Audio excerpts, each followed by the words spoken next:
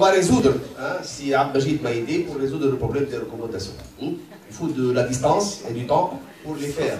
Alors, les objectifs, je crois, de ce séminaire de développement sur le développement et l'aménagement durable, échange d'expériences nationales et internationales et une vision 2050. Donc je crois que l'écoute, l'échange d'expériences et l'échange et la participation, donc elle est acquise. Sauf que j'ai l'impression qu'on finit sur la fin, dans le sens où on commence maintenant à réfléchir. Le diagnostic est fait. Tout le monde sait que, tout le monde a dit, se concorde que Sfax est passé d'une ville agréable à un non-lieu, à une ville où on est mal à l'aise, parce qu'on se déplace difficilement, parce qu'on est en perte d'identité, parce que, etc. Et on impute ça à plusieurs problèmes de dysfonctionnement, que ce soit du niveau central, au niveau même local, etc. Un mot qui revient, la participation.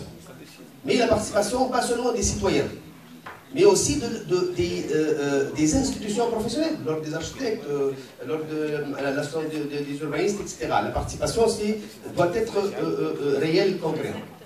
Alors, la gouvernance locale. Tout le monde parle de gouvernance locale. C'est inscrit dans la Constitution, maintenant il faut le mettre en place. Troisièmement, le rêve. Le rêve, avoir une vision, avoir comme dit notre cher Philippe, une idéation. Mais aussi, il y a un mot qui revient, qui est changement de mentalité. Ça veut dire que changement de mentalité de l'administration, mais aussi du citoyen. Il faut participer, mais une fois on a pris une règle, on l'applique. Il y a deux propositions majeures. La première proposition est de Raouf Ajdari de créer, de lancer, ou la disposition de l'administration a lancé un appel international sur l'aménagement du Sfax à l'horizon 2050. Il ne faut pas avoir peur de l'ouverture. Hein. Il faut s'ouvrir donc à l'échelle internationale et avoir des idées. Et les groupes, on pourra en discuter, on pourra faire participer des Tunisiens, des étrangers. Il y a des idées, parce que le cloisonnement, je crois, hein, donc on retient cette proposition de lancement d'appel d'offres internationales pour une vision de Sfax à l'horizon 2050. L'autre proposition essentielle de Sia Abdajid Khmerhem de la DDS, c'est d'initier, en fin de compte, une série de workshops à partir du mois prochain, donc avec un calendrier, avec un plan d'action, une participation des workshops qui arriveront à des recommandations précises et donc il faut participer les citoyens. Donc en fin de compte, on sort de ce séminaire avec un cadre. La société civile, elle est importante, elle est vivace, et elle veut continuer, elle veut participer, elle veut avoir des idées, elle veut créer donc des schémas pour canaliser les idées aux autorités nationales, aux régionales à créer, parce que tout est inventé. Dernier point, l'horizon 2050, c'est pour les jeunes.